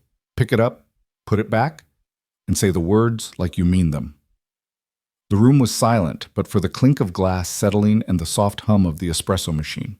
Razor's hand shook as he reached down, scooping up the pin. He placed it back on Jack's table with trembling fingers. He swallowed hard. "I'm sorry." Ethan's eyes narrowed. Louder. Razor's shoulders slumped. "I said, I'm sorry." His voice cracked raw, but real. Jack didn't blink. He took the pin, wiped it clean with his napkin, and refastened it to his jacket. His voice was quiet, but deadly sharp. "You don't speak respect. You earn it. And until you learn that, you'll keep losing." Razor dropped his eyes. His men avoided his gaze, shame written across their faces. Slowly, they shuffled toward the door, dragging their pride with them. The roar of motorcycles followed soon after, but this time the sound was different. Hollow, defeated, stripped of menace. Inside the brew, the silence held a moment longer. Then applause erupted louder than ever before, a thunderous wave that shook the very walls. Veterans stood saluting Jack and Ethan. Families clapped with tears in their eyes.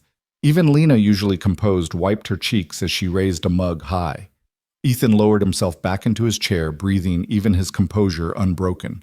Jack remained standing for a beat longer, letting the moment settle, then sat as well. The two men looked at each other across the table, a bond forged deeper than words. "You all right?" Ethan asked quietly. Jack smirked faintly. "Son, I haven't felt this alive in years." The brew roared with applause, again the sound of a town standing taller than it ever had before. The roar of applause thinned to a warm murmur, then settled into the softer sounds of the brew. The hiss of steam, the clink of a spoon, the scrape of a chair leg that no longer sounded like a threat. It felt like the first breath after surfacing from deep water. The veterans eased back into their seats. The families gathered their courage, and Lena wiped the last bright tear with the heel of her palm before she laughed at herself for crying in the middle of a workday. Jack remained standing a moment longer, as if holding the line until he was absolutely sure it would hold without him. He eased down, his one hand steady on the table, the marine pin catching the light like a small sunrise. Across from him, Ethan sat too, not triumphal, not relieved. Simply present the way a sentinel returns to his post after the commotion is past. "It's done," Lena said softly when she reached them, voice rough from shouting and feeling. "Please tell me it's done." Jack glanced at Ethan. "As done as pride lets it be," he answered, which meant maybe, which meant we stay ready. Ethan offered her a small nod that carried a promise. "We'll be here." Through the window, the motorcycle's echo bled away into the gray morning. Inside the room filled with the low thrum of stories retold in real time. The bottle hit the counter and exploded. He bent the big one like a paperclip. Jack told him, "You can't break a man who gave everything." So the details bent in the telling, but the spine held straight respect had stood its ground. Colonel Whitaker arrived on the tail end of it. Tie-loosened eyes blazing with the particular fury of someone who'd driven too fast and prayed not to be too late. He stopped when he saw the overturned chair, the hairline crack in the pastry case, the 3 damp rings where spilled coffee had hurried off the edge and fallen like rain. More importantly, he saw a town standing upright. "Am I late to the sermon?" he asked. Breath still clipped. Jack cracked a dry smile. "You're right on time for the benediction." Whitaker put a hand on Ethan's shoulder, then on Jack's, a brief wait that said more than praise. "You've given people a memory of courage that isn't wrapped in uniforms or speeches. They'll keep it." He took in the room, then raised his voice just enough to travel. "And so will we." The afternoon wore itself down to a gentle hum. Someone made a fresh pot no one asked for, but everyone drank. The older couple split a blueberry muffin and exchanged the larger half without looking. The young boy who had whispered, "That's him," weeks ago approached the table clutching a school notebook. He didn't ask for a selfie. He asked for a sentence. "Could you write something I should remember?" he said, looking between them. Jack studied the boy's earnest face and nodded toward Ethan. Ethan took the pen, paused, then wrote carefully on the first page. "Respect is a choice you make when no one is watching. Make it every day." He slid the notebook back. "There," he said. "Start there." As dusk pressed a soft palm to the windows, the brew thinned. When Lena finally flipped the sign to closed, she didn't walk to the register. She went to the photo wall. With taped corners she'd prepared without admitting it, she added 2 new frames. One from this morning, Razor's knuckles whitening on the marine pin as he set it back. The other smaller, a candid the college kid had snapped mid-clap. A room of faces, some lined and some smooth, lifted together toward the table by the window. She stepped back. The honor corner wasn't a corner anymore. It was a story told in frames. "Come tomorrow," Ethan said to Jack as they stood at the door, breath fogging in the gray. "Early," Jack tipped his head. "Arlington." Ethan nodded. "Before the crowd. Before the day. I'd like you to walk the mat with me quietly on the side, to see it the way I see it." Jack's throat moved once. He swallowed the ache behind his eyes. "I'd be honored." They went before dawn the next morning, carved from marble and mist. The cemetery woke with the hush of a cathedral. Rows upon rows receded into the pale light like a hymn you could walk through. Ethan's steps along the black mat were measured 21 down face east, 21 heartbeats face north, 21 heartbeats. Repeat each footfall, a metronome that kept time with those who no longer had clocks. Jack stood just beyond the boundary, not as an interloper, but as a witness. He had never seen a man keep silence so loud. It filled his ribs. It unknotted something old. When the relief arrived and the change completed, Ethan rejoined him. They didn't speak at first. There was nothing language could add. Only when the sun scraped gold from the edges of the stones did Jack breathe, "You guard more than marble." Ethan's answer was quiet. "And yesterday we guarded more than a seat." They walked back down the hill like men leaving a church without losing the prayer. Days folded into a clean, steady rhythm. The town learned the new cadence. The Brew's mornings were fuller, its afternoons softer. Veterans lingered longer than they used to. Teenagers listened better than they thought they could. A Gold Star mother came one day and traced a fingertip along the frame with the word honor, etched small in the corner. She said nothing, then hugged Lena as if she'd known her forever. White-haired men who once argued baseball now argued which generation cooked the better field rations and laughed like they hadn't in decades. Razor didn't return that week, or the next. Pride, it turned out, could be quarantined by shame. But late one Wednesday, as rain stitched the street into gray cloth, the bell above the door gave a soft jingle. He stood there, smaller, without his noise, older, without the smirk. No colors, no entourage, just a man wearing the weather like regret. The room stiffened. Conversation snapped like a radio blinked off. Ethan's chair shifted a fraction. Jack's hand slid from his book to the table. Razor kept his eyes on Lena. His voice was low rasp, roughened by something other than anger. "I came to pay for what I broke." He lifted a folded envelope, cash, not apology, and set it on the counter as if laying down a weapon. "And to ask if there's anything else you want fixed." Lena's mouth opened, closed. She glanced at the crack in the pastry case, at the scuffed chair leg, at Jack's calm profile, and Ethan's unblinking gaze. She exhaled. "Chairs need sanding, stains in the back. And that case, it needs a careful hand." Razor nodded once, like orders received, and shrugged off his jacket. He worked in silence. Sandpaper sang its dry whisper. Wood dust drifted like pale smoke. An hour passed. 2. The room found its voice again, cautious at first, then normal. At one point, the chain-wielding biker from weeks ago came in, froze at the sight of Razor on his knees with a rag, then backed out into the rain and didn't return. Jack watched without comment. Ethan did too. When Razor straightened to rub a hand across the crack he'd filled, Jack finally spoke. "Respect isn't a word you say. It's a day you put in." Razor nodded, eyes lowered. "I'm learning," he said, and somehow it didn't sound like a line. He left without fanfare, jacket, damp envelope thinner, the pastry case holding. No applause marked the door's soft swing behind him. Not all victories arrive with noise. Some are quiet as a chair leg that no longer wobbles. Months layered themselves like pages no one dog-eared. Christmas lights blinked along Jefferson Street. Spring unfurled over the cemetery's hills. The honor corner spread wider. A new frame held Ethan's boot heel, captured mid-echo on the black mat. Another showed Jack's hand pinning a ribbon to Lena's apron that read, "House Mother" in crooked letters. Colonel Whitaker's photo acquired a crease where people touched it for luck. Before interviews, before first days, before hard conversations. On a Sunday that felt like most Sundays, and therefore perfect, a bus from 2 counties over unloaded a dozen vets who moved slowly together. Inside, mugs found hands, chairs found backs. The air found its balance again. A young barista, Lena's niece, apprenticed on smiles and stubbornness, asked if she could hang her own snapshot. 2 boys in ROTC uniforms at the corner table, looking half terrified, half sure. "Put it there," Jack said, tapping a gap. "Next to the men they'll become." As for Ethan, he still slipped in under the hum of the ceiling fan and sat where he could see the door without staring at it. He still walked 21 steps, turned, breathed, turned, repeated rain or shine. He still said little and meant it all.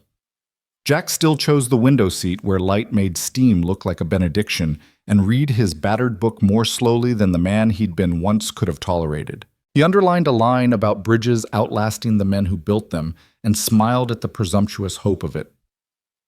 They were there the morning the young boy with the notebook returned, taller by an inch, braver by two. He didn't bring a phone. He brought the same notebook pages, now full. He tapped the sentence Ethan had written months earlier and said, "I tried. Every day. It helped." Ethan's mouth lifted. Then it worked.